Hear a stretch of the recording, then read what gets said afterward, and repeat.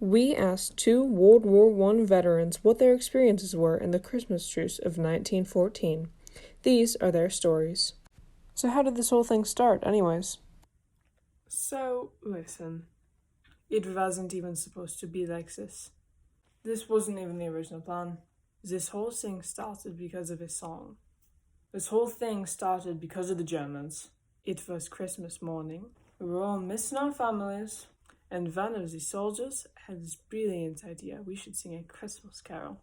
We chose Still Nacht, or Silent Night. Obviously, it was an intimidation tactic. We couldn't just let it go unanswered, especially Silent Night. That's a British song if I've ever heard one.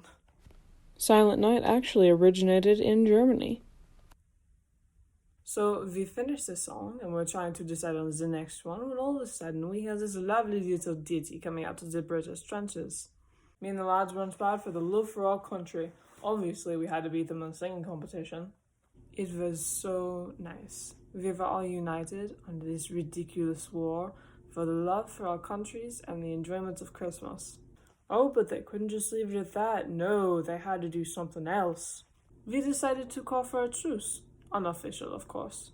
They popped up and shouted they wouldn't attack us, and we shouted back something on the same route. It was ridiculous. Who exactly was a part of this soccer game?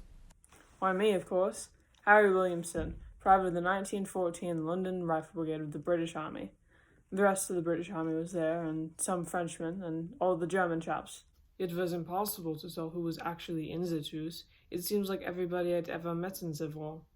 A lot of us exchanged correspondence, but then a lot more of us died in the following days, and a lot more in the years later. It's impossible to know who and how many people were actually in the truce. What happened during the truce? Well, all of us popped up after the singing, and we had decided to have a bit of sport in no man's land. It was absolute madness. I felt like a schoolboy again. It was lovely. We traded cigarettes and songs and food, and then, of course, the famous football match, or as you Americans would call it, soccer. We used old helmets as the goalposts, and we brought over a ball from the trenches. Of course, there were many, many football games, not just the one. Some of them even happened on the German side of the trenches. No one kept score, though. I kept score. So did the British one? It was all really nice. Everyone was very friendly. Well, except I got into a fight. There was this German chap burying his dead. He wrote something on a stone about freedom and love for your country and how God was on his side. Obviously it was wrong, so we got into a bit of a scrape. It was actually rather upsetting. I thought of maybe ending the truce right there and having his out with him. Unfortunately, my commander came over and broke us up. Apparently it wasn't in the Christmas spirit or something or other. When and where did this all take place? Oh yeah, we were stationed on the West Front in France. Lovely place without all the smoke and the death and the guns and the bombs and the bullets and the war. And of course it took place on Christmas. Of course that's just where the name comes from. It actually lasted for 4 days and started on Christmas. I think everyone just wanted an excuse to not do war for a few days. And it was a perfectly reasonable excuse.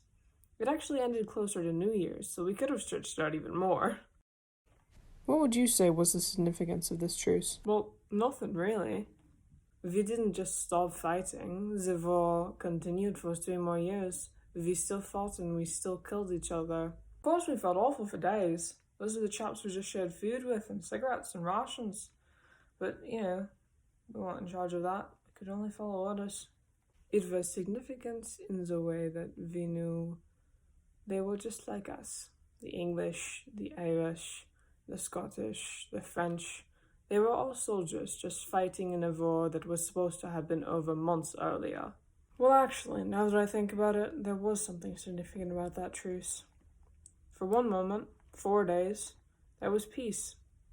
Straight peace. 4 days of camaraderie, friendship, and peace. And cigarettes, of course. If anything, I think it is truly wonderful that the new generation takes joy and happiness out of this truce, but at the time it wasn't. It was just a truce that happened for 4 days, and nothing else came of it. It didn't stop the fighting, it didn't persuade anyone, it didn't do anything. It was an island in the sea of an endless war. It was quite nice, actually. Not a bad Christmas.